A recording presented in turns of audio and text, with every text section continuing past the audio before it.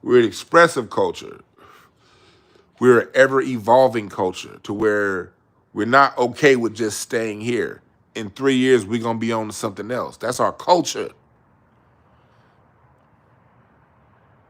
And all I needed was that short bit in school to just study just a little bit to learn how to study. One thing I took from college is not necessarily what you actually learn in college. It's the systems you develop on how to research, how to get things done. College taught me how, anthropology taught me how to study, what questions to ask to get the answers where I need to go, because the answer lies within the question. If you don't know the questions to ask, you're not going to get the proper answers. So college and anthropology taught me how to ask the right questions and how to look and see. And so since then, I've just been like an armchair personal anthropologist. I'm not a professional one. It was a minor that I didn't even get the minor degree. If I go back to CSUN, I'm only like 2 classes or 3 classes from getting a minor in it. But why would I go back to college for a fucking minor? That's stupid. I got the point. You dig what I'm saying? I don't need the minor degree to prove that I know what the fuck I'm doing. I know how to research culture and study it. And that's our culture. So our music is going to mimic our culture. Our music taste is going to shift generation to generation. Our music sound is going to change city to city. Because culturally, our language changes city to city. How we dress changes city to city. The internet's changing a lot of things because people can see Instagram and stuff happens faster now. But before Instagram, we used to laugh when our cousins from Texas came to LA. We'd be like, what the fuck are you wearing? Man, my cousin, them the goddamn Texas shags. Like, look at the haircuts. Only fucking Fort Worth and South Dallas niggas still wear shags. Man, if I see a shag, man, every time I see a shag, I want to yank the motherfucker. Like, nigga, cut that shit off. Motherfucker, what's your problem? Nigga, Fort Worth niggas still got jerry curls.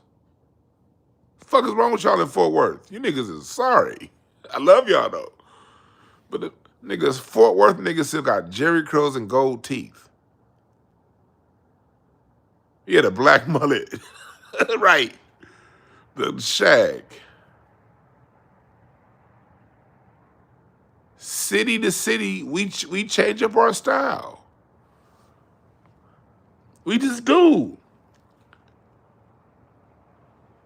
Memphis niggas juke. LA, like the crump dance was really big in LA. Crumping, Tommy the Clown. Tommy the Clown is still making bread crumping. The crump didn't hit Minnesota.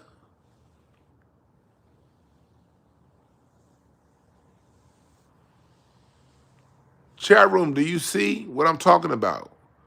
Seattle niggas. Oh yeah, hyphy. Hyphy some Oakland shit, man.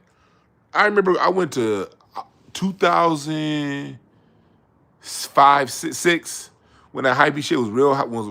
When that shit dropped by E40, tell me when to go. Tell me when to go. I went to Oakland. I went.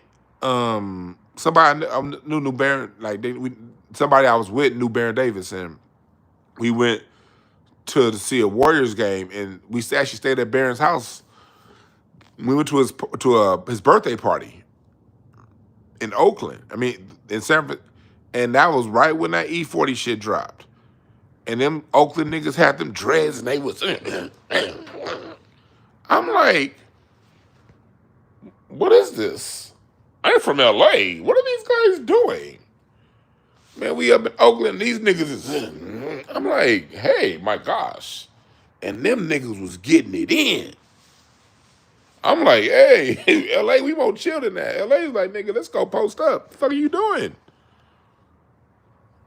Oakland niggas had them dreads and was going, man, different culture. But we speak the same language with it from a different context. So we still Black Americans. So I know, okay, The first thing, a white person not from our culture will get scared. Me being from LA, I'm like, oh, but I'm not gonna get scared because I'm like, okay, this some Oakland shit. All right, okay. Yeah, what up though in Detroit? What up though? For sure. Look at Seattle. I was up in Seattle last year. Salute to my man Saint Nick. I love when I go up to Seattle to do Saint Nick's podcast. I'm looking in Seattle. One of my homeboys I was raised with here in LA, he moved to Seattle. My boy Reggie. When I went up to to do Saint Nick's podcast, I saw my homeboy Reggie. This nigga had a hoop earring. But I looked around, a dangling earring. All them niggas in Seattle got dangling earrings. Them niggas dressed, they be having like wristbands, and I'm like, these Seattle niggas, y'all, okay, I understand why heavy metal and grunge started here. I understand why grunge started here. Them niggas be wearing like fucking leather wristbands in Seattle and dangling earrings. It's the craziest shit. Go to Seattle, y'all.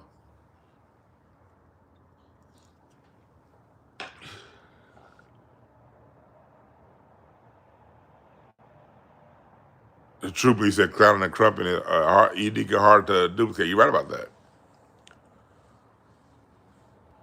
Yeah, them Lawrence Taylor earrings. Yeah, niggas said them Lawrence Taylor. Yeah, all them Seattle niggas still look like Lawrence Taylor.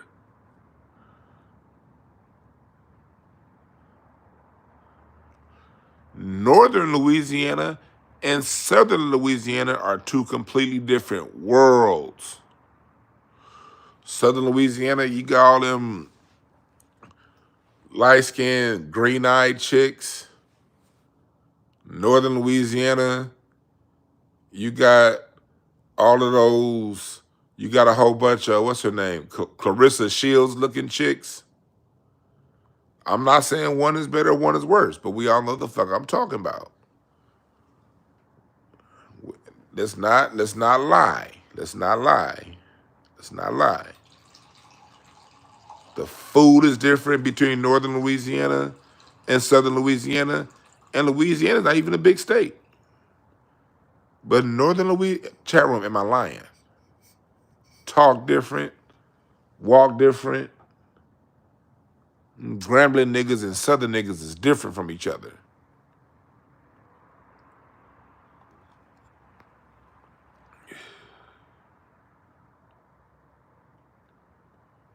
Chicago and Detroit, both in the Midwest, completely different kind of niggas. And that's why I don't get what all you do is all some, well, it still come from the South. Stop it. Culture exists where it stands. You can come from the South all you want. Once you've been in a new place for more than a generation, you're going to amalgamate to that. Now you're going to bring certain Southern customs, but that after about 10 years, all that shit going to be gone. And your kids are going to be that city you're in, not where you were born.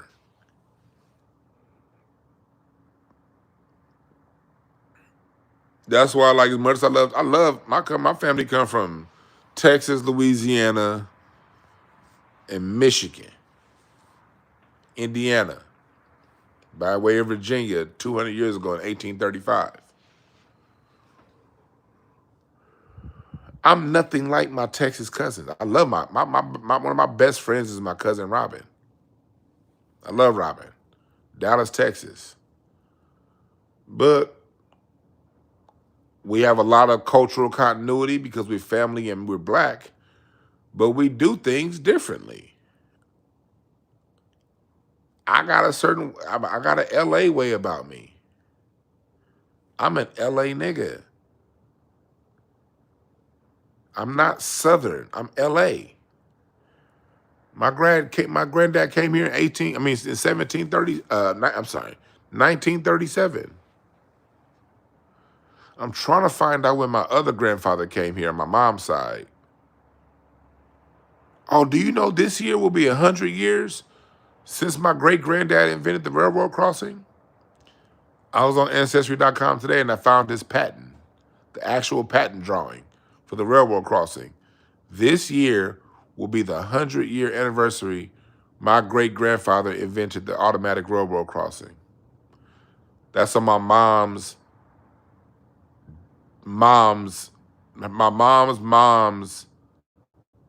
dad. My mom's mother's side. This is gonna be, last year was 100 years since he became the first black man elected in Illinois state government. So 2 different families got married, and then their daughter created my mom. But I never got to meet my grandmom because, and y'all say happy birthday to my mother. Today's my mother's birthday.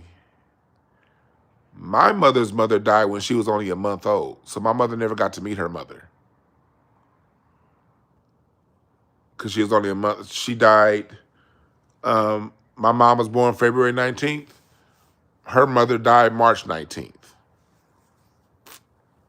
But so I was disconnected from this family history for a long time. I was disconnected from this history because my mom didn't know till later that one of her granddads invented the automatic railroad crossing, and her other granddad's brother was the first black person elected to Illinois state government. That all come down through my mom's side.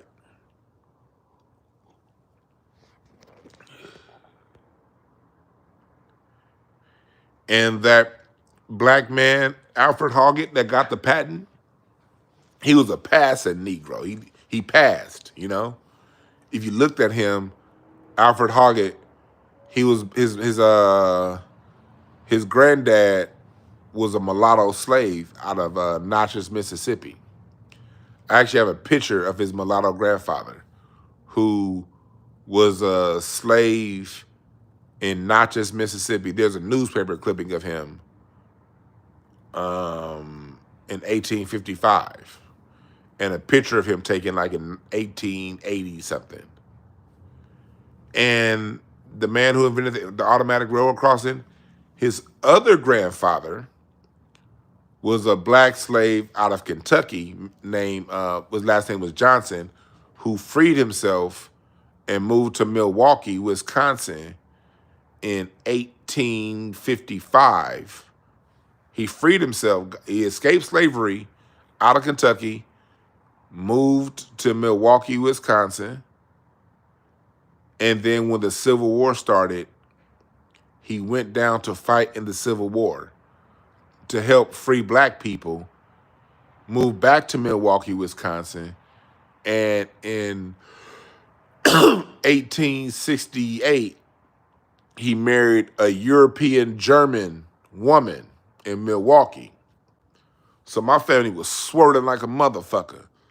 My black great-great-great-great-granddaddy escaped slavery, fought in the Civil War, and married a white woman from Germany. But she died 2 years later, unfortunately. But their child that they had, her child, she was the mother of the man that invented the automatic railroad crossing.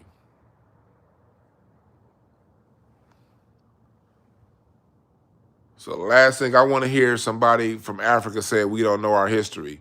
Do you know what your grandparents did? What your grandparent that was born in 1805, that grandparent, the grandparent of the man who invented the automatic railroad crossing, was born in 180. I'm sorry, not 18. He was born in 1825, and his name back then, and how I know he was black, because on his birth certificate, his name was Man of Color, Abraham Man of Color Scott. No, that's the father of Johnson. Yeah, So yeah.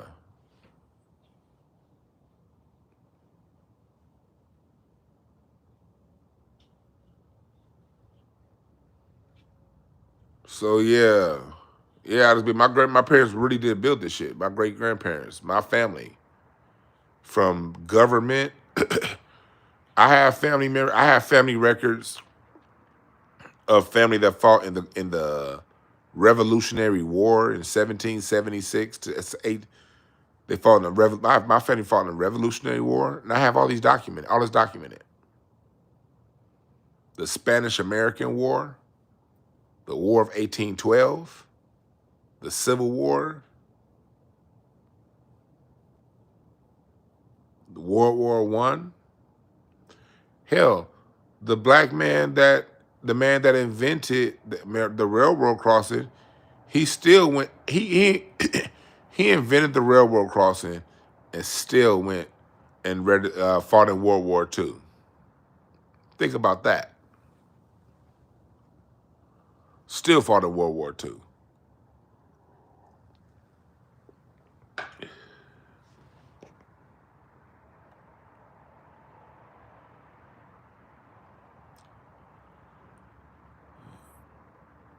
So the last thing I want to hear is somebody calling me an African American, and I say that with all due respect to Africa, but I studied a lot of African culture too. That's why I can understand the distinct differences between theirs and ours. You don't call a Hausa an Igbo. You don't do that. Them niggas will beat your ass. There's so much cultural nuance within Africa. To generalize us as African shortchanges Africa. Africa is extremely diverse from within. Extremely. And a lot of the issues Africa has with other tribes goes back thousands, sometimes it goes back thousands of years.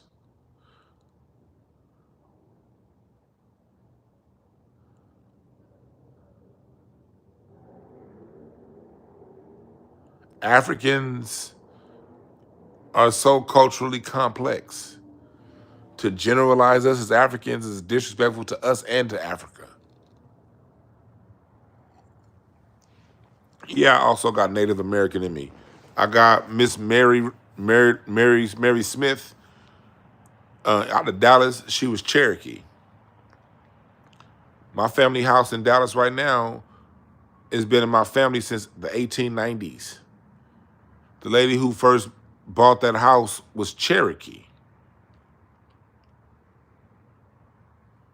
I'm also Potawatomi.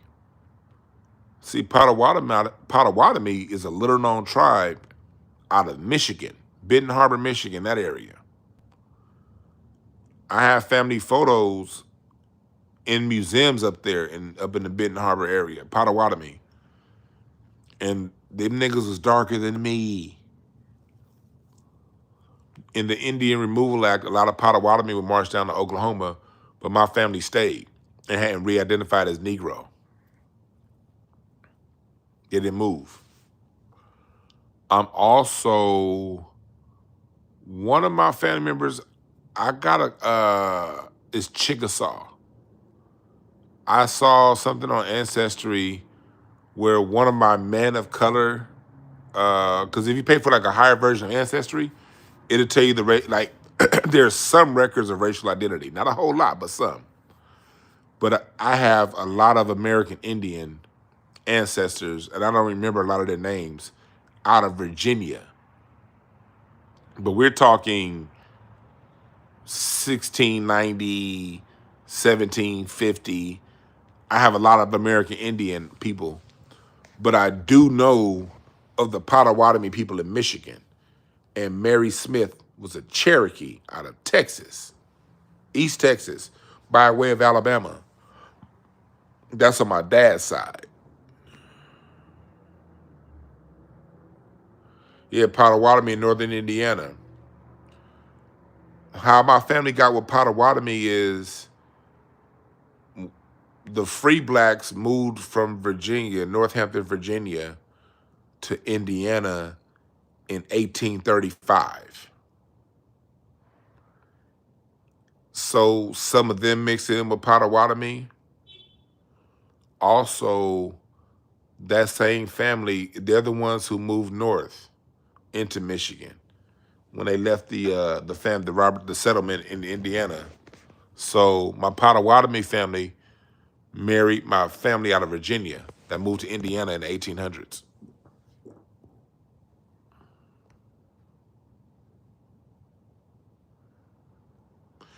Yeah, I have actual records of my family. Because a lot of that stuff I moved from Amazon, from Ancestry. I just use Ancestry to go down to some of these census halls, some of these small towns, and actually getting family records.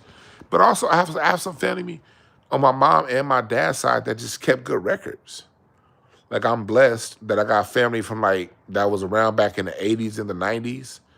One guy was a college professor in the 90s, and he wrote a book. He was a professor at the University of Indiana, and he wrote a book. That's how I know so much of my family history. I'm blessed enough to have a family member who 30 years ago published a college text book on my family history. So I'm blessed. And on my dad's side, I'm blessed to have family. Somebody, I don't even know the cousin's name, but my cousin still has the book that just has this big ass binder of family history going back to the early 1800s.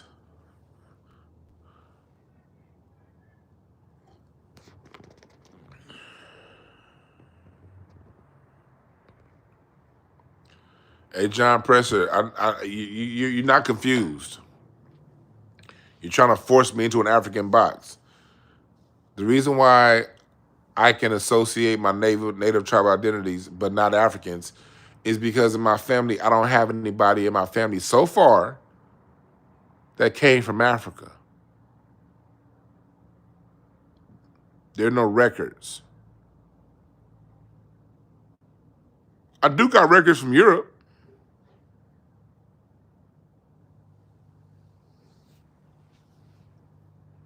But if you study Dr. Clyde Winters, you'll know that a lot of Europeans that came here in the 1600s or Moors, black Europeans, a lot of Europeans were getting expelled out of England in the 1600s. And those are the initial ones that came to the Americas.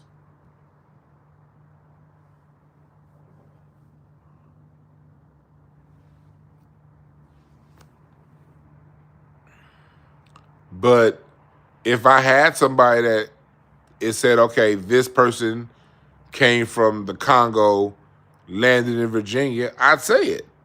What the fuck? Why wouldn't I?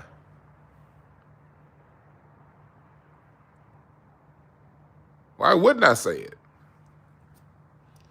But I got a lot of native family, a lot. From Potawatomi to Cherokee, all over, native in Virginia, from Michigan to Virginia to Louisiana to Texas. I got native ancestry in all 4 states, all different tribes. And that's on record. It's on record. I got birth certificates, ho. I got birth certificates from people who were born Indian in 1820 but died in 1890 as Negro.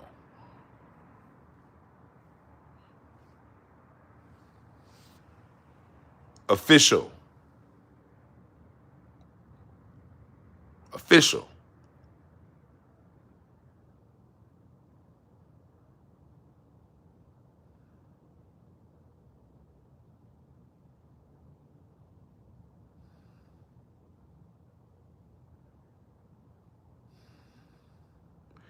And here in the United States of America, we did some dope shit. And it's the people within America that saved my family. It was my great-great-great-great-granddaddy that fought in the Civil War. Did nobody come from Africa to fight in the Civil War? That's why I want people to understand. Let's just talk Turkey. The Civil War, the 1860s. Africa wasn't under European domination yet. Africa was not under European domination in the 1860s. No, it wasn't.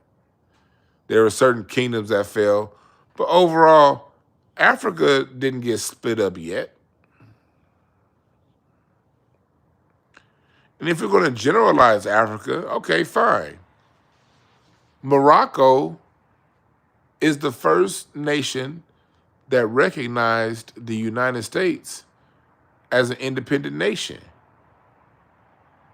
Morocco had a stronger navy than England in the 1780s. Slavery had been going on here in the United States for 160 years. To say 1620 to 1780. Slavery had been going on.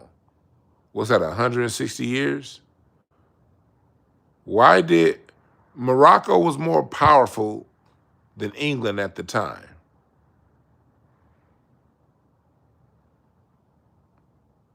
Why didn't Morocco do anything to stop the slave trade?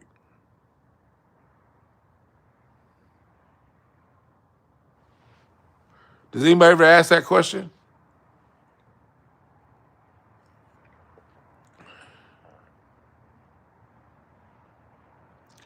Why didn't the Igbo tribe, Africa had ships in the 1600s too? Africa ain't no dumb nation, ain't no dumb continent. They just been decimated. Africa just got decimated in the last 150 years. You still had the Songhai Empire, the endings of the Songhai Empire in the 50. The Songhai Empire was still around in the 1500s. In the 1600s. The Songhai were still around. They were at the end of their but why didn't they do anything to stop the slave thing from happening?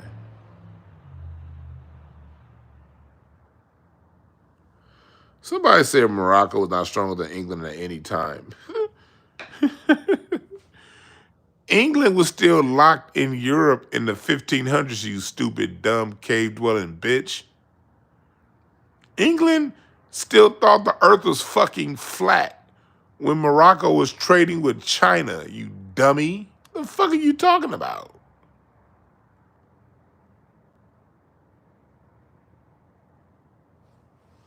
England didn't get the power into the late 1500s? Into the 1600s? That's when they finally started really being a world power. What are you talking about?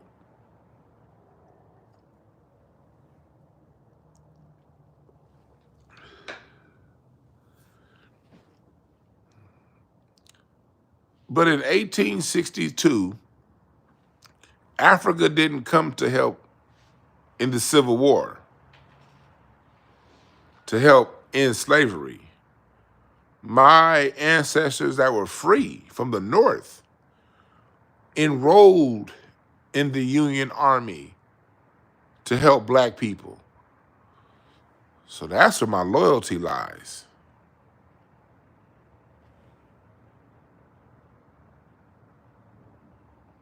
And if you don't like it, go suck a dick. Because I'm not changing. I'm not going to apologize for my loyalty. Do you know how much my grandmother loved me? That's my ancestor, my grandmama.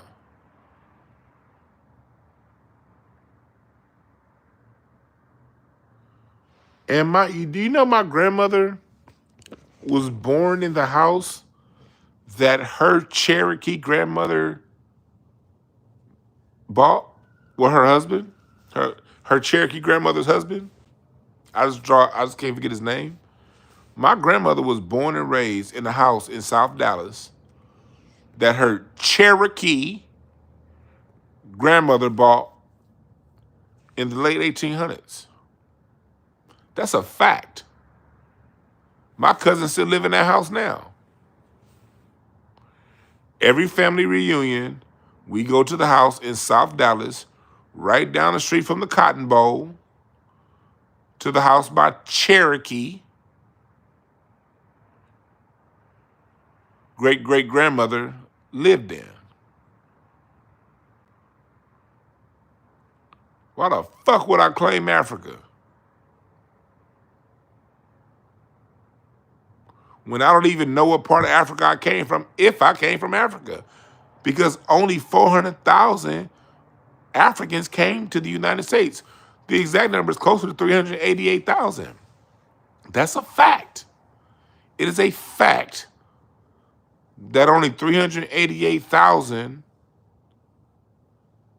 Africans came to the Americas. That's a fact. You know what else is a fact? Between the years 1815 and 1819, 100,000 Americans from the East Coast were shipped to Louisiana and Mississippi after the Mississippi Purchase, when cotton became king in Louisiana, in the Mississippi Valley. You know what else is a fact? 30,000 black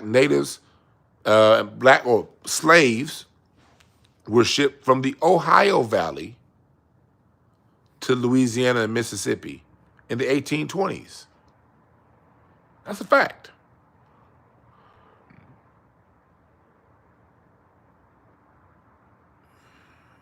You can look this up. The intercontinental trade, intracontinental slave trade. Something else I learned at Cal State Northridge.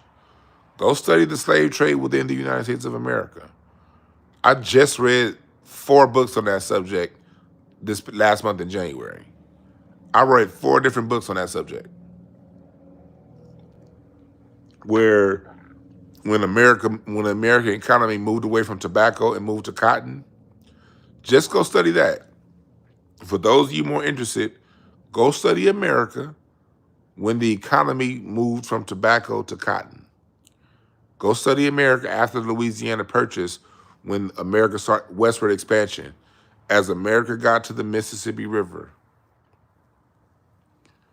you can buy a slave in Virginia for, like in Louisiana, in New Orleans, the same slave that would cost $600 in New Orleans costed $300 in Virginia, because Virginia had way too many. So slaves were a lot cheaper in Virginia, and it would cost $100 to transport these slaves from Virginia to Louisiana. So a lot of your slave trade was shipping slaves from the port of Charleston, from Norfolk, and from that area around to Louisiana. And those slaves that were like in Georgia, in inland Georgia, they were marched and they had to walk. And they walked sometimes upwards of 60 miles a day and 80 miles a day in chains. And they walk. That's why if you watch Django Unchained, you ever see black people walking in chains?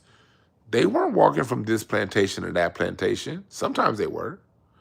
But most of the time, they were walking from South Carolina to Louisiana in chains.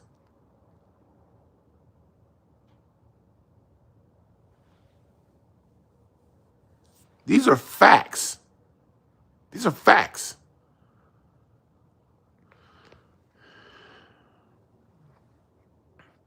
Most of your slaves in the Mississippi Valley, see, you got to look up the Mississippian Wars. A lot of the black people, a lot of like your Tuscaloosa, those were warriors. Those were dark-skinned people, the Blackfoot. The French and the Spanish won a lot of those. Like, they would get these native tribes to fight each other, and the French and the Spanish did a lot to decimate the Mississippi Valley, killing off with their diseases and warfare and all that stuff. And then, so by the time the Anglo-Saxons came along, go look up the Mississippian Wars during the 1750s. When those people, what will happen is, whatever tribe lost, the Europeans will buy the losers into slavery, and they set up deals where they made money with the winners of these spats. They would say, you guys get to keep the land, sell us the losers. And so all through Missouri, Ohio, Illinois, those people were bought and transported to different regions of the country as prisoners of war. That's why Neely Fuller calls us prisoners of war. And after so many years, them same white folks will come back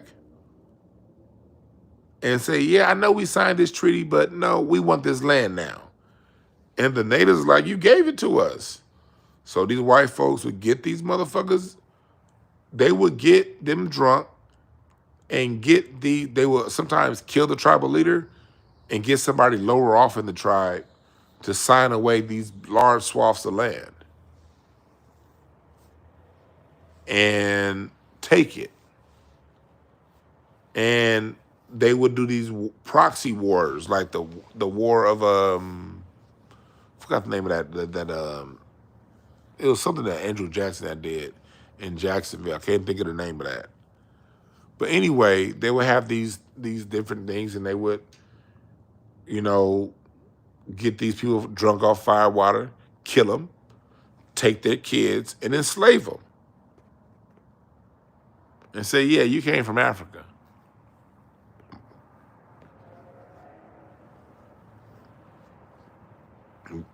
That's how a lot of that Midwestern stuff happened.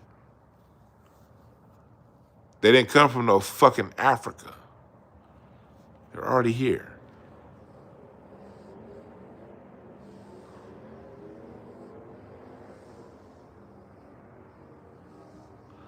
And famous Ogun say you from Dallas and Cherokee. But yeah, a lot of people from Dallas and Cherokee. East Texas, yeah. A lot of you Dallas, because people that are from Dallas just came from East Texas, Louisiana. Y'all just came to the big city out of East Texas and Louisiana. My family's still in Overton, Lufkin, New London. My family's all throughout East Texas.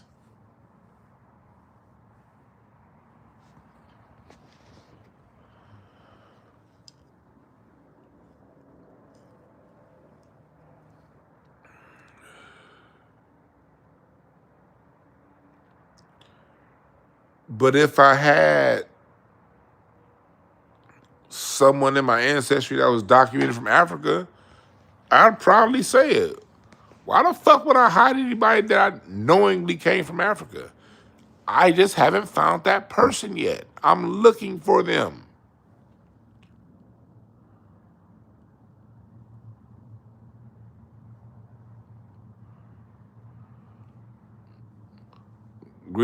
Greetings to London. What's up?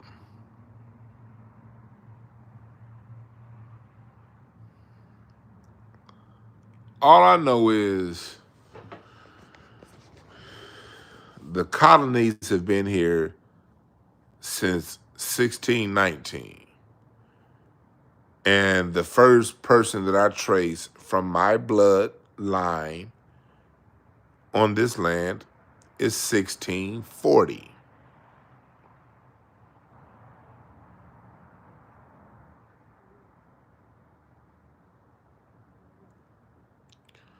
By the time the United States came into existence in 1776, my family had been on this land for 150 years, documented. And a lot of them married native people. That's a fact. I got it on paper, nigga.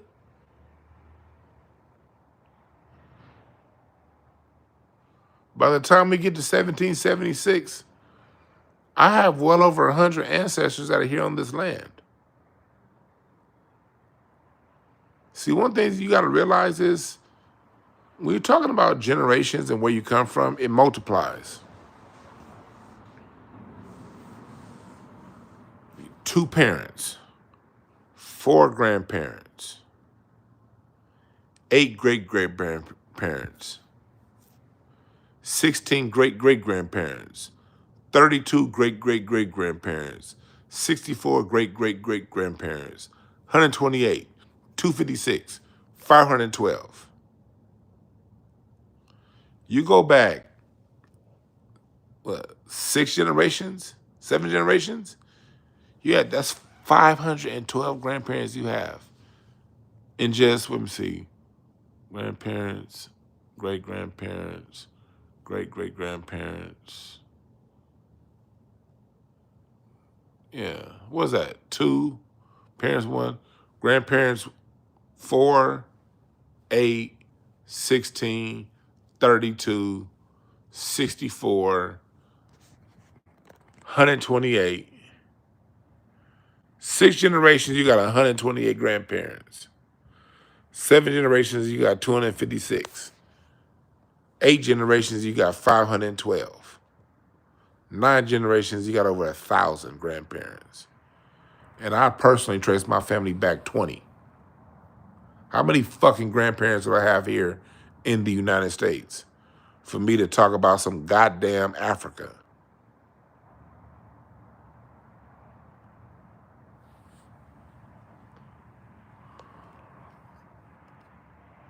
Especially after they never came to save. Hell, Africa's not colonized anymore. They not giving land to black people now in 2025. Fuck slavery.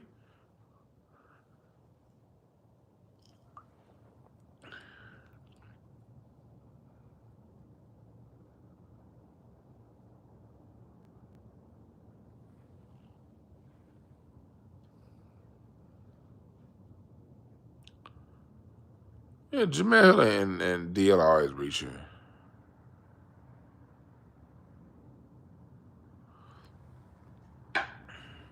I have documented family. See, honestly, I trace my family back to 1640 in America, but I have 2 lines that go to. I have the family that the family that came in 1640. I can trace them back to Middle Essex, England in 1505.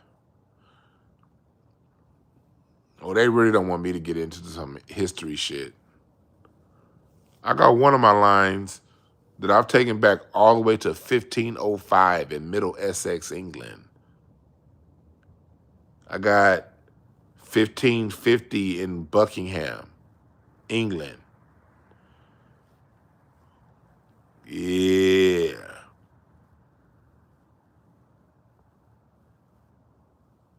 I can name family from 1570 in Birmingham. I got Birmingham, Buckingham, and Middle Essex.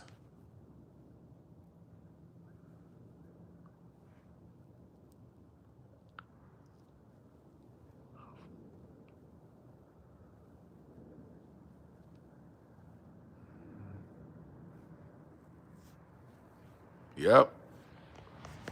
And then one line came to America in 1640. Other line came to America like in 1652.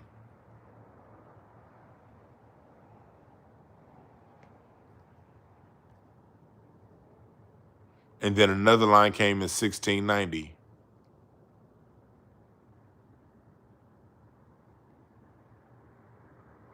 But when I go back that far, that's like 15.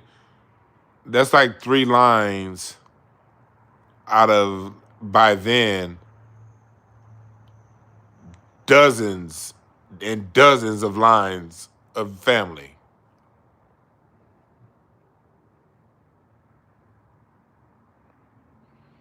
I encourage everybody to look up their family history, y'all. You can learn a lot about America through your family history. You'll learn that you have family that lived in Chicago in 1820, 1830, whose houses were burned down because white people were rebelling under President Andrew Jackson. Just look up your own family history. I looked at my own family history, and the same side that's Cherokee out of Texas, they moved to Oklahoma, and they were victims of Black Wall Street, lost everything, and had to move back to Dallas.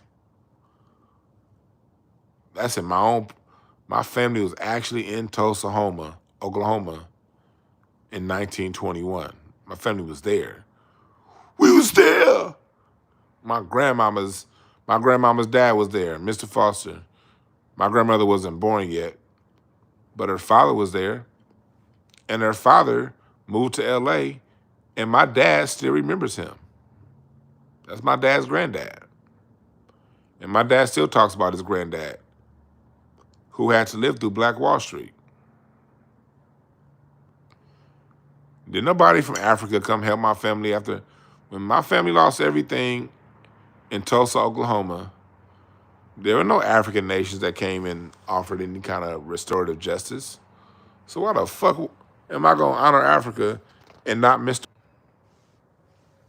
my dad's granddaddy? My dad remembers sitting on his lap, and I love my dad. My dad's birthday next week. Me and my dad are close. Why am I going to ignore his granddaddy? And his granddaddy sat him on his lap in 1955 in Los Angeles, California, 1960. My dad remembers sitting on his lap. Why would I skip over honoring him to honor Africa? That's just a logical question.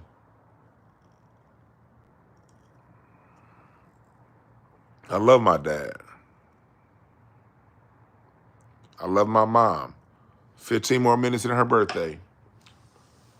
Man, I want to go see my mom today, but they was at the casino. My parents always at that goddamn casino. I'll be like, damn. I'm ready to go see my mommy and everything. So I'm calling like, hey, we at the casino. I'm like, God damn. Mama, you I love my parents though. They are retired and having the time of their life.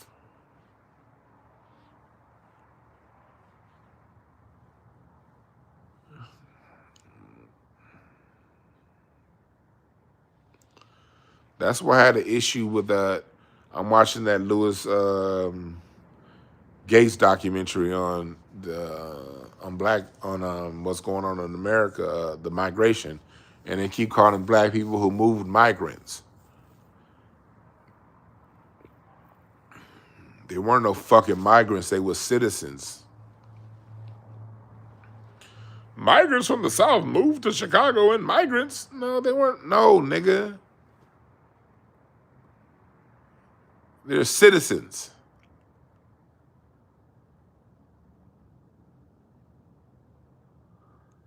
They're trying to equate my family, our families having to move from Louisiana to LA. Our families having to move from, if you're from South Carolina to New York. They keep equating families that were moving within the country to migrants. Like these illegal, no. No, they paid a tax in this country. A heavy tax.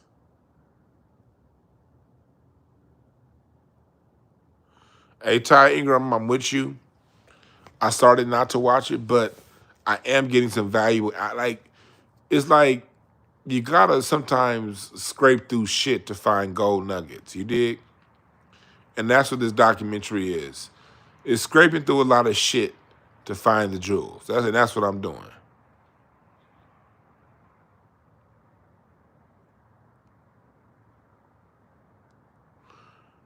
But why is it that I have to be called African when I was here before this place was called the United States?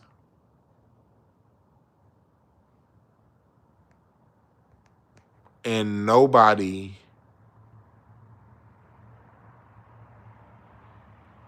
in Africa calls themselves African. Those are the two questions you have to ask. First thing you have to ask is, who in Africa calls themselves African?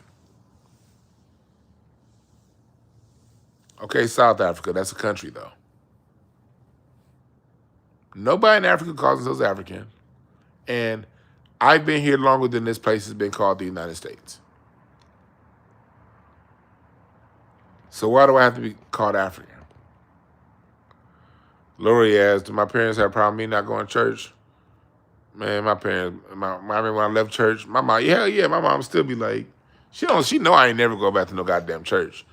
My parents, but every now and again, they be calling, "Oh, we got this thing at church. We want you to come." I'd be like, depending on it is on what I went to something with my parents at church last year, and that was my first time at church at their church for like a long ass time.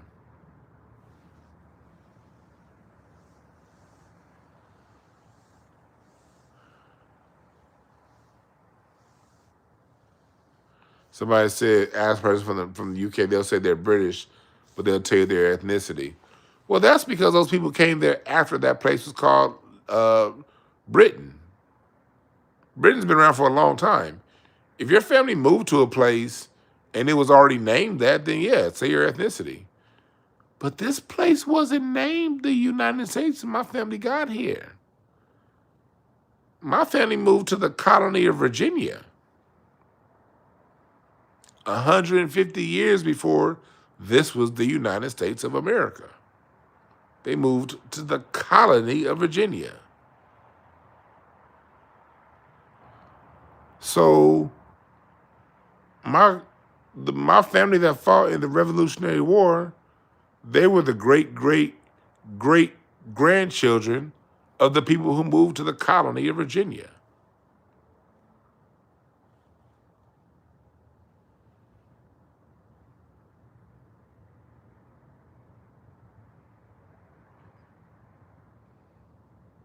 Yes, because most Americans are from fucking Germany. That's why they don't call themselves American. They're from Italy. They're from Greece. They're from Ireland. They're from wherever they're from. And that's fine.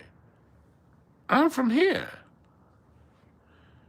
And if I'm from Africa, tell me the tribe and I will incorporate them in where I'm from. Promise you I will.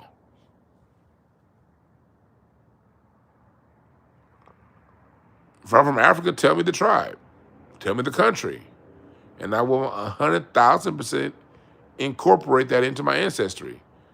But I'm not going to call myself African because I have enough respect for Africa to know that somebody from Morocco is completely different than somebody from Liberia, who is completely different from somebody from Libya, who is completely different than somebody from Sudan, Eritrea, Tanzania, Zimbabwe, Congo, Botswana. These are completely different groups of people. Hell, even just within Nigeria, an Igbo and a Hausa are completely different people. And if I were to call it Igbo or Hausa, I'd have to be ready to fight. Because a Hausa is going to defend their cultural lineage. And they're not going to a Hausa is not going to allow you to conflate their lineage and history with the Watusi.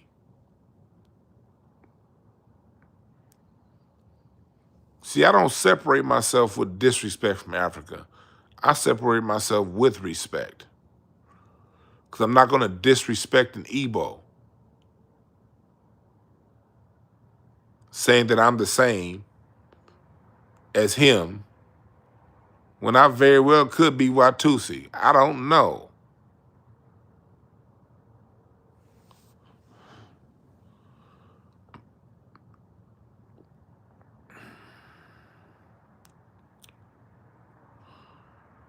You're right there, European ancestors is black and white, but I'm not European. Hell, no, and that's crazy you asked that. It's funny. I'm glad you said that, Ty Ingram. I'm glad you said that, brother, because I literally have an address of the house that's still there. I don't know if it's still there, but the plot of land, the block is still there. Maybe not the same house. Of my family from Middle Essex, England. But I'll never fucking call myself British. I don't know if my British ancestry is black or white. I don't know, because they didn't keep those records at that time.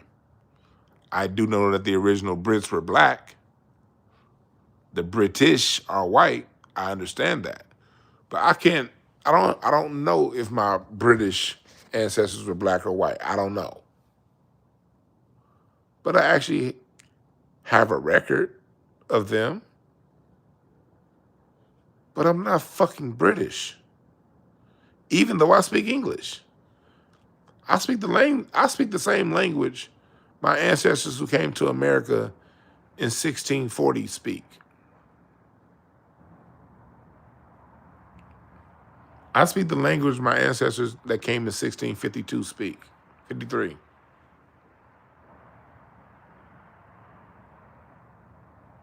But I ain't them. I was probably leaving some fucking disease in Europe anyway. I was probably running from some goddamn Justinian plague or some shit. I don't know. I ain't them, nigga. I'm American, Jack.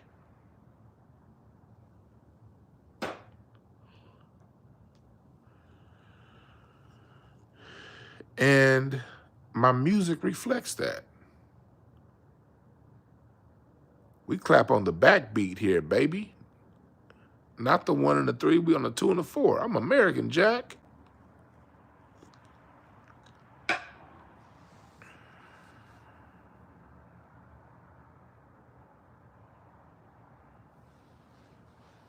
Because I was here before this place was called the United States of America.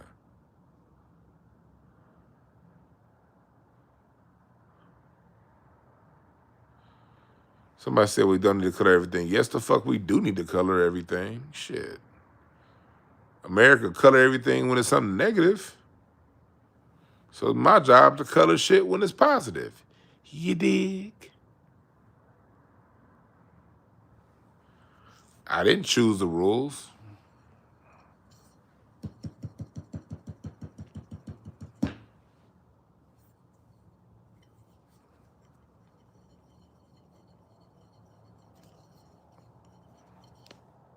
You dig? See, I'm American. This is African. This is Latin, or should I say Afro-Cuban, Africa. This is American.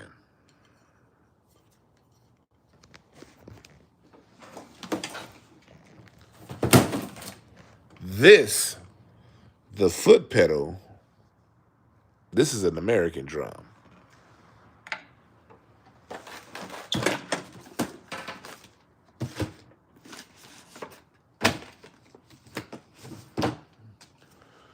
My music comes from Count Basie, not Count Machuca. Count Machuca was somebody who was imitating Count Basie. Jamaican music comes from Count Machuca. My music comes from Count Basie.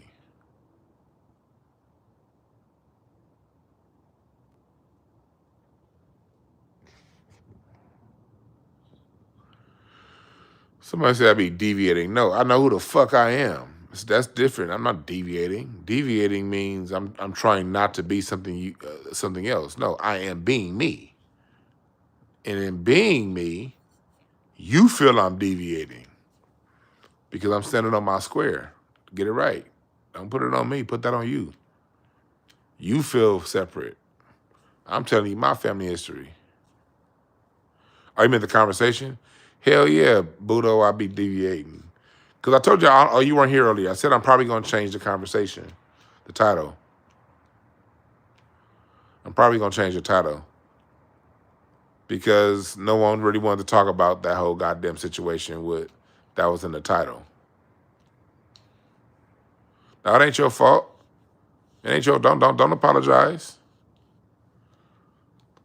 I came at you foul. But I be doing that shit sometime. I be foul sometime. I ain't gonna lie. I ain't perfect. I be talking shit in here. People be saying some stuff, and I get the third thing you said, and I be coming hard at niggas. My bad.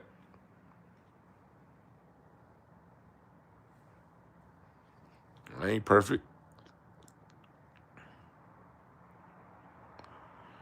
E. Wright, Milton. Jamaican music come from New Orleans. God damn it, it come from New Orleans, Jack. And why else would I? Why would I identify as African when we done so much shit here? Like I said, Africa ain't even let they own they independent. They just now started to lay their own goddamn railways down. My great granddaddy invented the automatic railroad crossing 100 years ago. We American. I'm American. What's so wrong with that? There's nothing I have an issue with. Why do people have an issue with us calling ourselves American when they themselves live in America?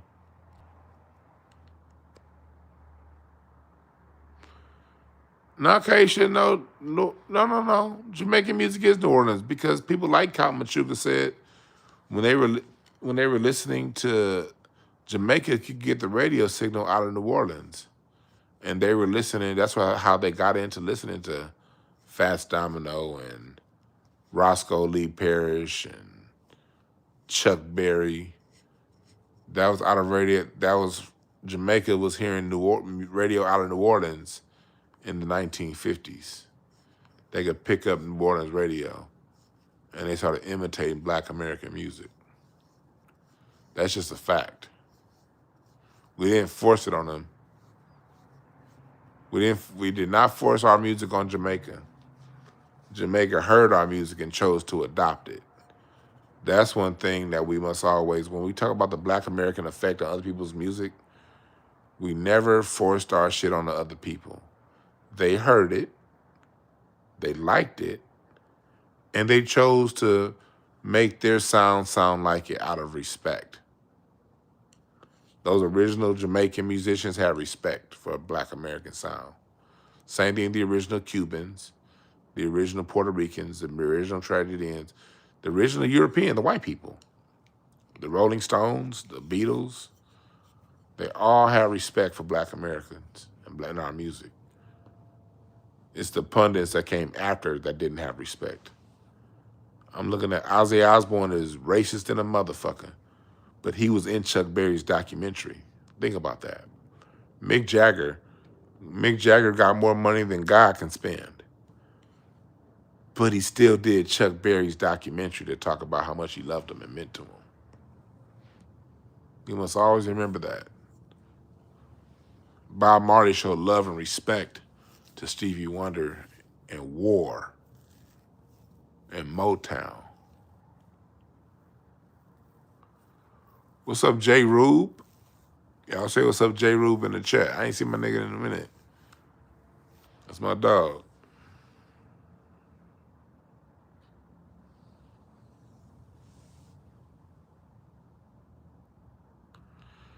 Yes, KCP, Caribbean cultures did most definitely have their own culture. What's up, Question H? Caribbean cultures had their own culture, but when they heard Black American music getting played on the radio out of New Orleans, they sat their native instrumentation down and they picked up ours. That was their choice, not ours. We did not force that upon them. That was their choice. They could have said, nope, I'm going to stick with my merengue. I'm going to stick with my maracas, and they could have stuck. This is what they was doing. They could have kept doing all that shit. But they said, no, we're going to pick up these drumsticks and go, boom. That was their decision. They decided to sit this shit down.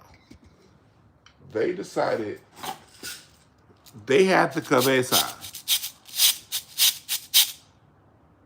They decided to say, you know what? We're not going to keep. They used to keep time like this.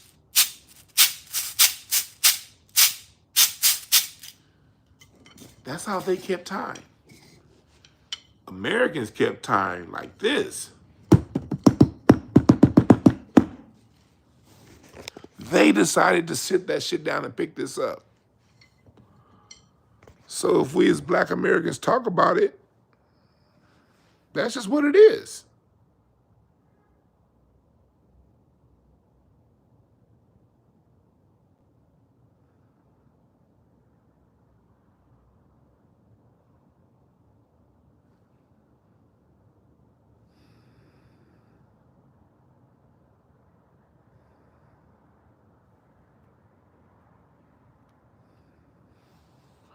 Yeah, Sister Rosetta Tharp.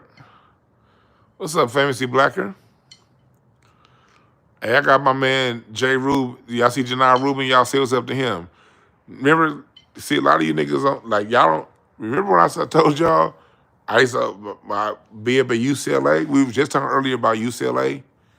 That was J. Rube's team when I was up in UCLA, when they won it. The last time UCLA went to the national championship game, Janai Rubin was on that team. Y'all say what's up to J. Rube.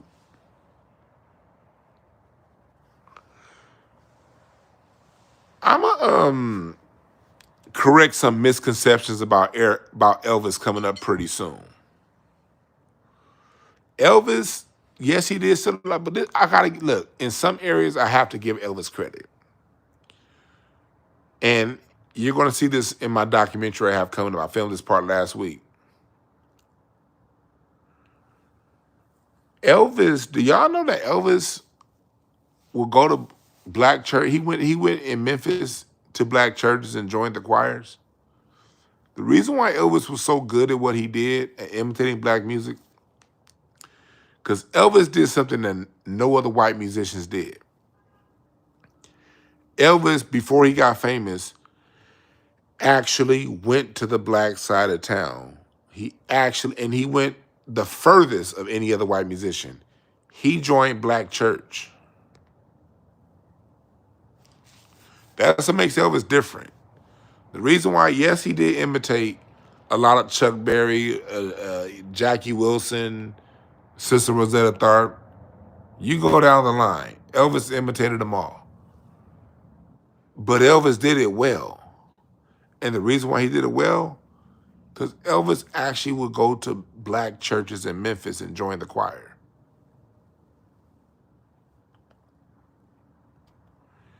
And Elvis always gave credit to black people. And the one thing that's changing my tune, in the last year, I interviewed 2 different women who sang background for Elvis.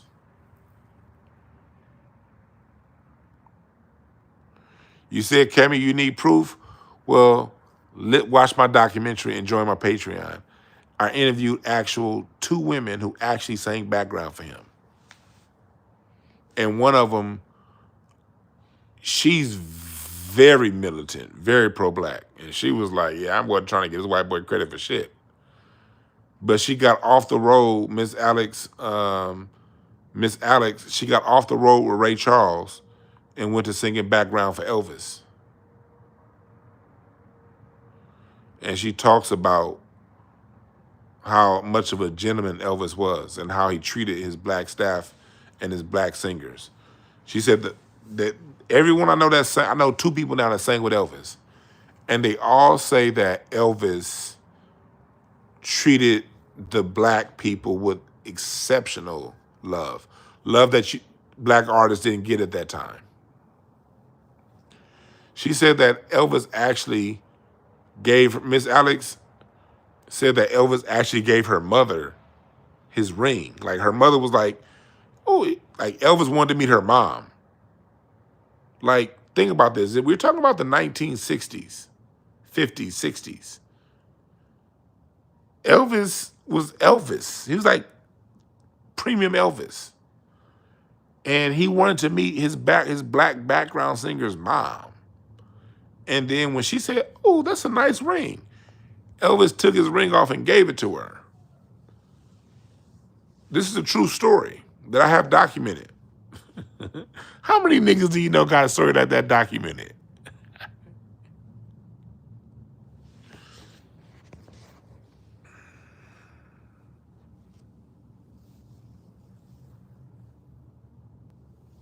So you guys got to realize when I say a lot of the things that I'm talking about is coming from a place where I understand a lot. I just don't like, But the interview I did last week for my gospel documentary, the lady who sang background, she sang background on the song Rock With You.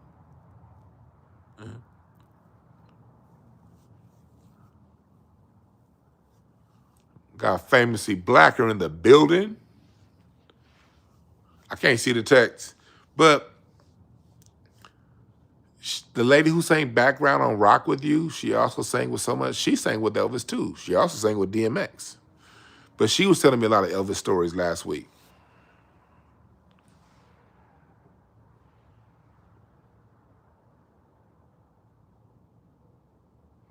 So you have to understand this about Elvis. Did he take advantage? Yeah. But he's also one of the people, he's probably the only one who gave, one of the only ones who gave back. What you got to realize is the music industry, going back to country music, has always listened to what black people was doing, and they took it anyway. Go to Chicago in the 50s. All of those songs, you know that song by the white group, Big Girls Don't Cry? Big Girls Don't Cry. That was actually recorded on VJ Records, a black-owned record label. See, VJ Records did what white people was doing. What white people would do is, we would release a song in Chicago, an album in Chicago. The white folks would hear it, and within a week, they would do their own version of it, and the white people's version would go worldwide. That was happening in Memphis, Chicago, New York. That was a major part of the recording industry in the 1950s. So what VJ Records did was, they got white groups. They signed the Beatles. And the Beatles covered the Isley Brothers, Shake It Up Baby.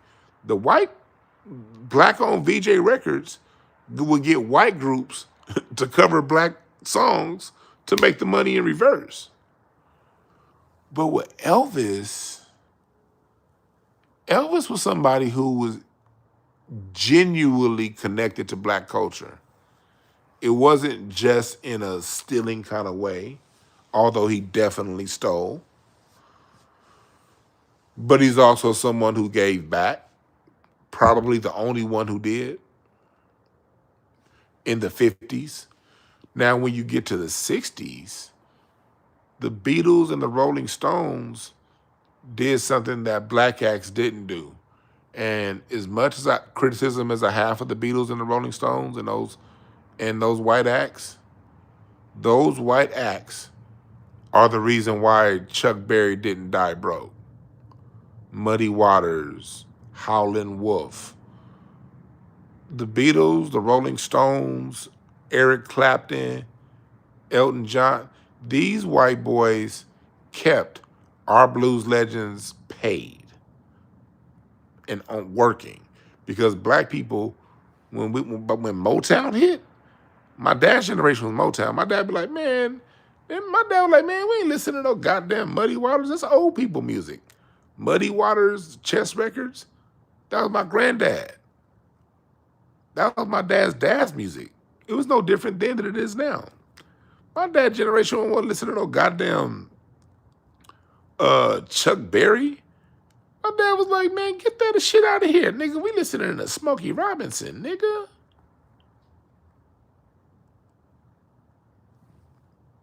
I gotta give the Rolling Stones credit. They kept those Chess Records artists paid. Rufus Thomas, all of them. Those white boys kept them paid until they died.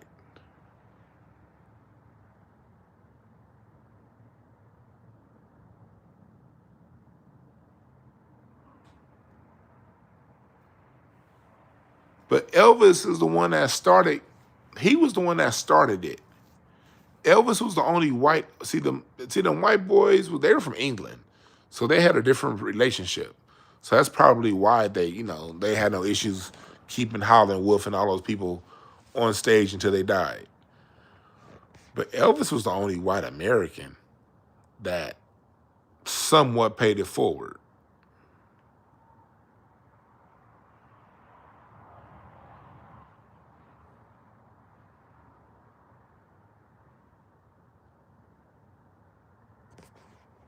Elvis was the only one.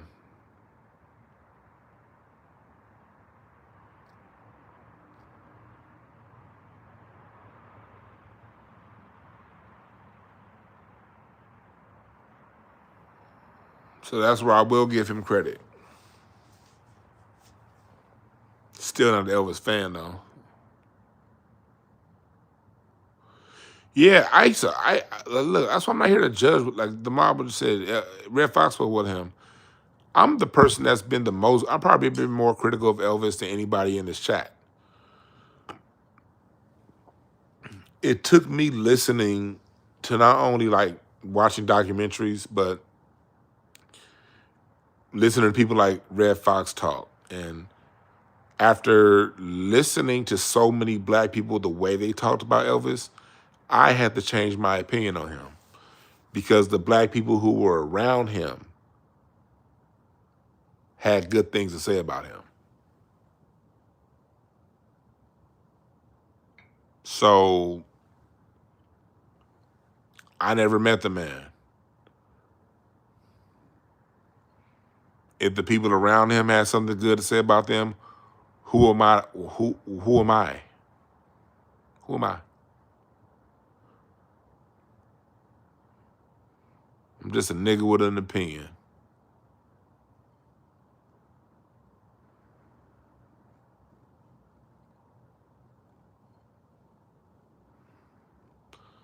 Just subscribe. Appreciate that, Callie.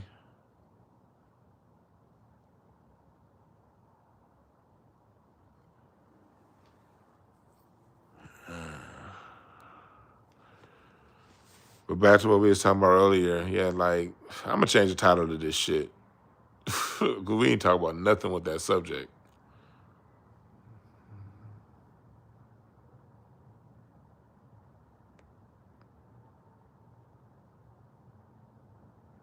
Yeah, as a musician, you know, Elvis, you know, as a musician, I have a different, my opinion on Elvis is different as an artist, as an art form is different than my opinion on Elvis as the person. Elvis was a knockoff. That's fact. That's just a fact. That's not even an opinion. That's a fact. Elvis was a knockoff hack of the real thing. That's what he was in real life. But we're all bigger than our jobs. And from what I understand, from the people I know that met Elvis, they all have a very high opinion of him. So therefore, I changed the way I view him.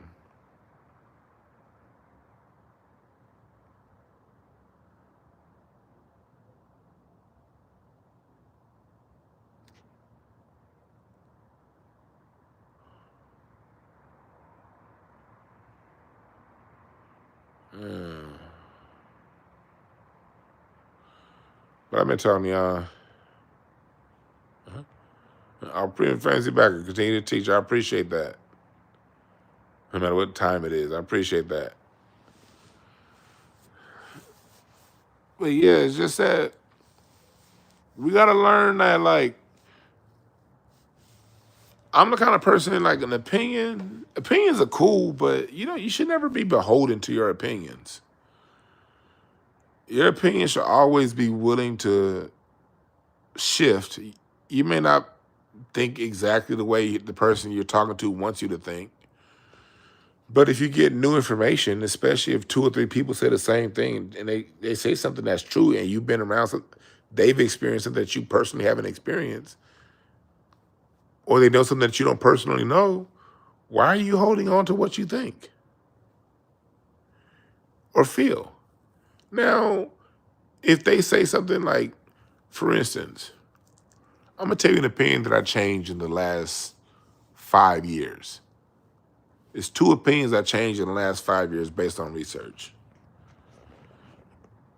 Everything is African. If you talk to me 2019, everything is African. And all black music comes from the South. I thought all black music came from the South as recently as 15, 18 months ago. When we learn better, you do better. When I learned and started to really dive into the music of the North and the black people in the North, I said, No, it doesn't all come from the South. I learned new information. I actually learned about artist names. You know, Sister Elizabeth Elizabeth Ann. She was doing her shit in Philadelphia. Richard Allen and the singers out of Cincinnati in the 1820s and 30s, and I had to change my opinion based on research.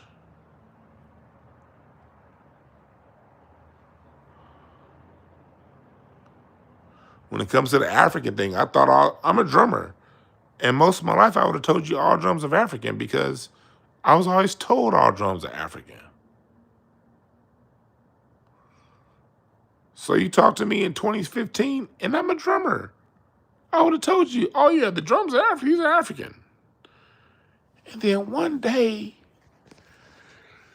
I said, let me research the drum set.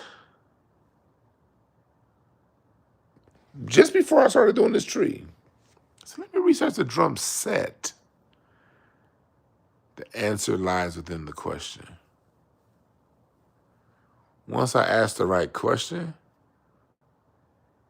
I went down a rabbit hole of information. The drum set is well documented, from the players like D.D. Chandler to the inventions to the innovations like the foot pedal and all of these different things. The information's out there, but you're never gonna know unless you know what question to ask and then do the research. Then once I started doing the research, I said, no, these drums are American. Wow. I wasn't ready for that conclusion, but my research led me to that conclusion.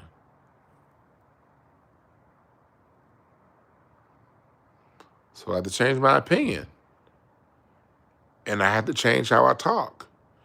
Thank God I don't have too many podcasts up way back in the day, but we're talking about music, but if you ever heard me talking about music, I'm pretty sure I got a whole bunch of Facebook posts, 2015, 2016, 17, saying, oh, this is all African. I'm pretty sure I have a bunch of Facebook and Twitter tweets and Instagram posts talking about how African the drums are. I'm sure I have dozens of posts talking about the Africanness of drums.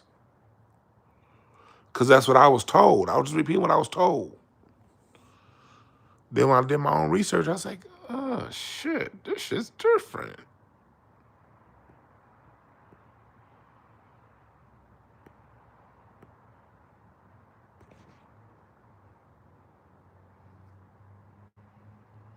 But to change my opinion and change how I said things, how I saw things. Live and learn. That's it. You live and you learn. And as you learn, you be like, oh my. Do you know how quick my heart sank when I saw I had ancestors from Europe? Man, I was looking for Africa when I saw that Europe shit. I was like, man, I got some old crusty tooth little, man, I didn't want to see that. You think I was proud to see that when I first saw? I actually have more European connection that I can trace than African. Now I got a whole bunch of native shit I could trace. I was actually proud when I saw that American Indian. I have way more American Indian in my shit than I do European. But when I first saw European, I was like, what? I didn't want to see that shit. I wasn't proud when I first saw it. But it's true. It's who I am. Thank God I got tons more American Indian in me than that. But I do have one section of my bloodline that I haven't tapped yet. Hopefully I find some African in them. Came from Africa. Don't see it yet though in my line.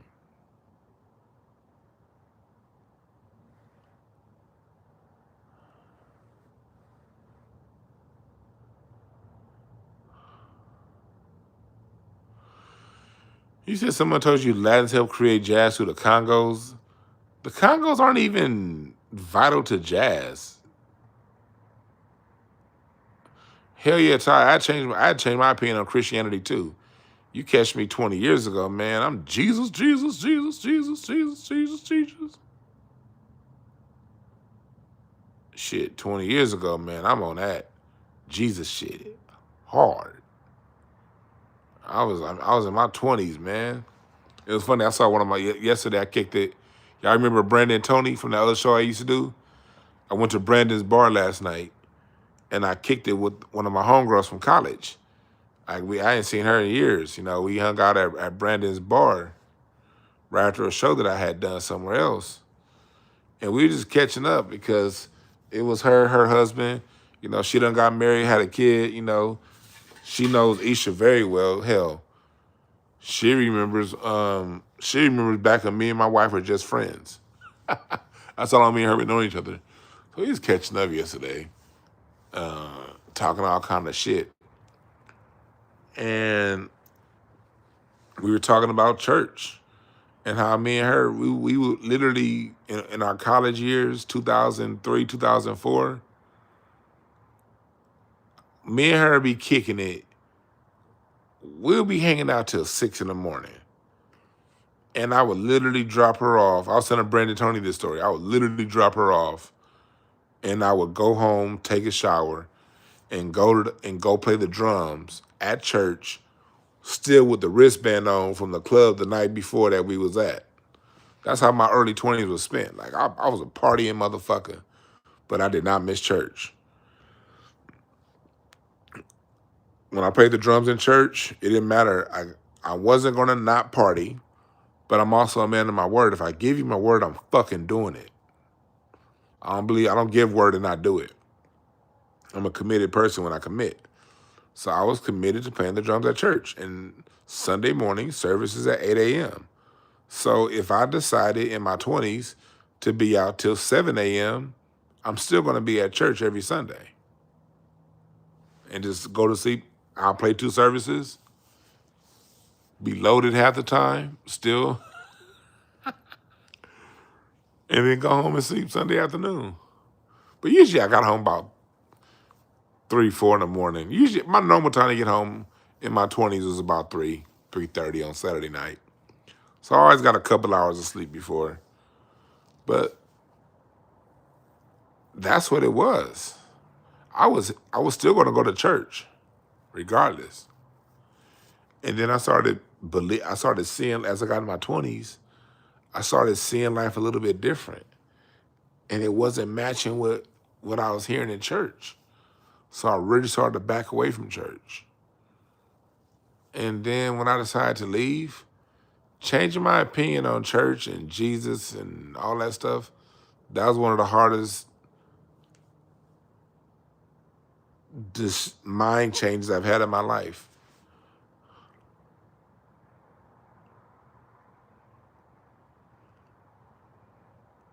You say you didn't time you drink 25? Yeah, I had my first drink on my 21st birthday. That's how I was down with church. I was a good kid. Like, my first drink, and it was funny, I was hanging out with somebody, I think they might still be in this chat. I was hanging out at a club with them last month. And that club used to be Coconut Teaser. My first time having a drink, I walked into the Coconut Teaser on Sunset and Cahuenga, Sunset and Laurel, right there across the street from the Laugh Factory. I walked into the Coconut Teaser, and I was finally 21. I had gone there before when I was 18, but I was finally 21, and they gave you a shot when you walked in. That was the first drink I had in my life on my 21st birthday.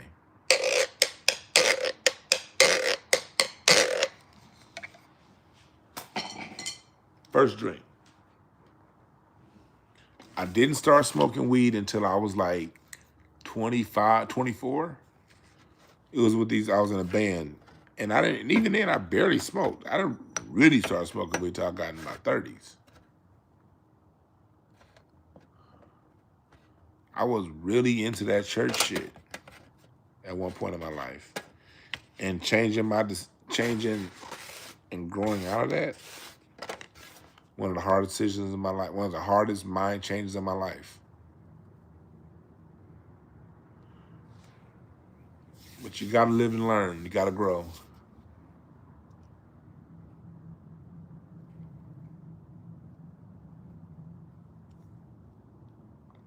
Yeah, it was playing. It was playing in the band that got me to smoking. These cats I used to play in this band with. They're the ones who got me to smoking.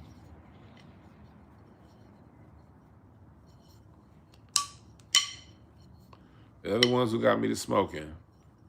This band I was playing in. Do I still believe? Yeah, I believe in myself now. I don't believe some nigga with a hole in the hands and a shag is gonna come save me.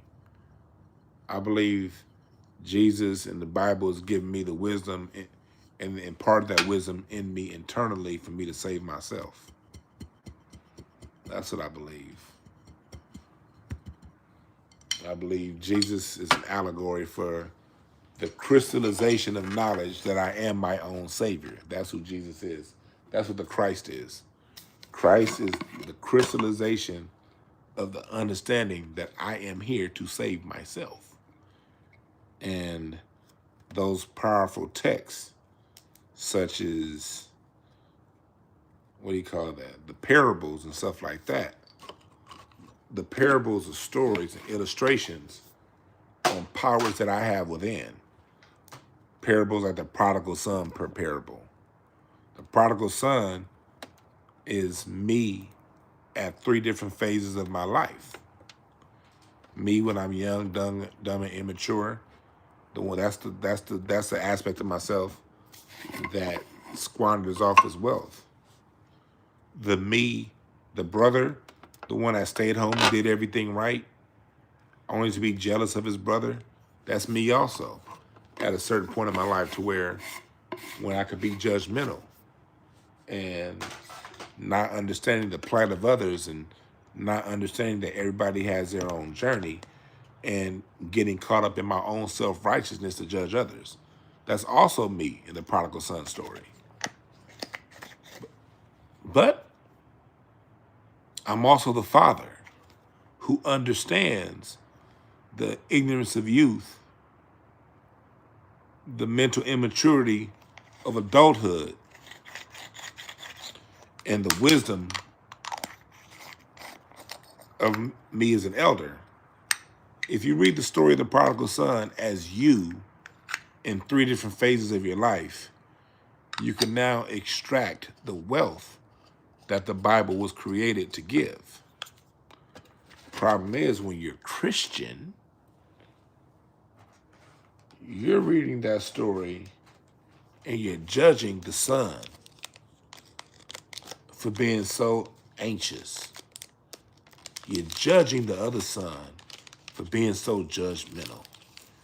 And you're praising the father for his wisdom, not understanding that your dumb ass is all 3 of them people at 3 different phases of your life. So that's how I view that shit now.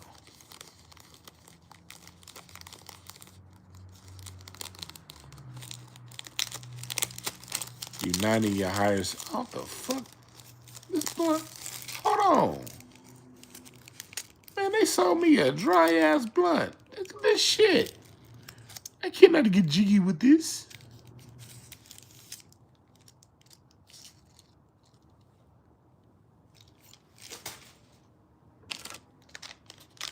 See if this other blunt is good. I just bought this box of blunts. Hemp wraps, I should say. See if this one is good.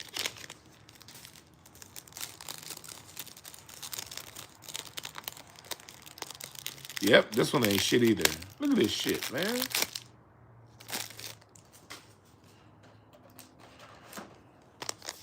See if this one works.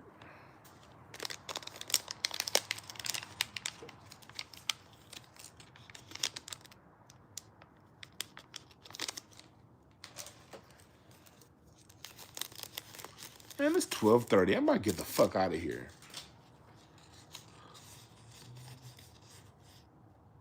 I'll be back with y'all tomorrow. I gotta wake up. Gotta give my car an oil change tomorrow.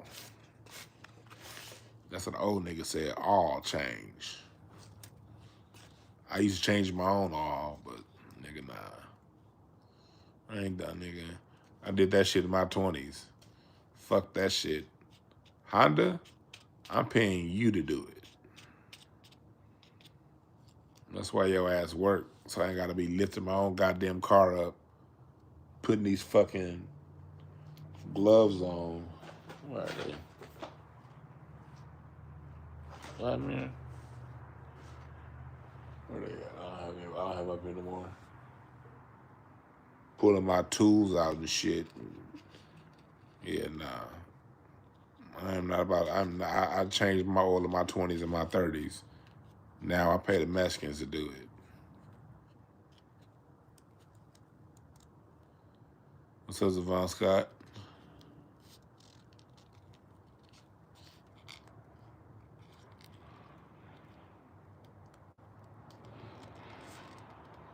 And all change. I fucks with Miles Monroe. I like Miles Monroe. Somebody asked me about Miles Monroe. I like Miles Monroe when I was in church. He came to my church a couple of times. I played the drums at a couple of different events out here in LA when Miles Monroe came.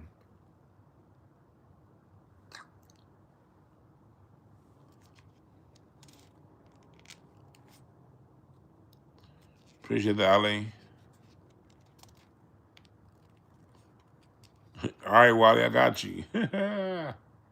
Incense and Ashtray's website is down. When it comes back up, I'll put it up.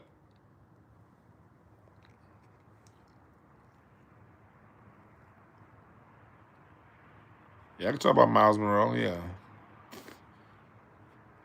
I have a couple of his books still. I didn't see when I left the church, I didn't throw the baby out with the bathwater. I kept the principles that applied that I could apply and work, and I threw the rest out.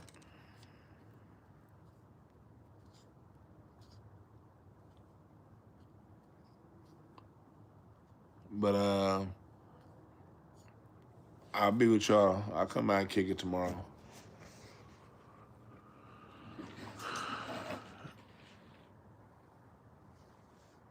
All right. I'm gonna change the title of this shit. Hey, y'all, what should I change the title from? To chat room. Lori, help me out real quick. I'm gonna change the title when I get out of here. What should I change the title to? Go ahead, now talk about the title. I'm talking about the title for like 10 minutes.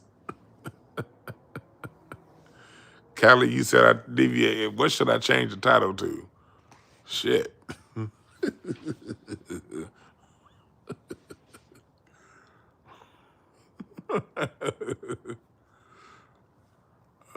Shit, what should I change the title to? I'm trying to figure that shit out. Human. Thank you, Fantasy Back. Downloads have no boundaries. I did not talk about what. And I'll tell you right now, I almost forgot everything I just said, y'all. Don't come to me tomorrow saying, Dwann, remember what you said yesterday? I done, when I log off and like this button, I done forgot mostly everything I done said. This shit just be coming through me. Black history. Yeah, the title could be Black Ancestry in America. I don't know. Oh, nigga, Larry, you still up?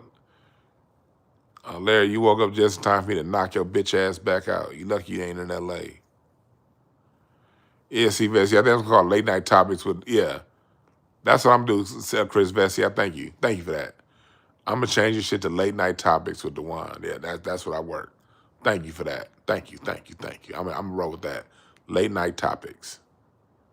I appreciate y'all. I'll see y'all tomorrow.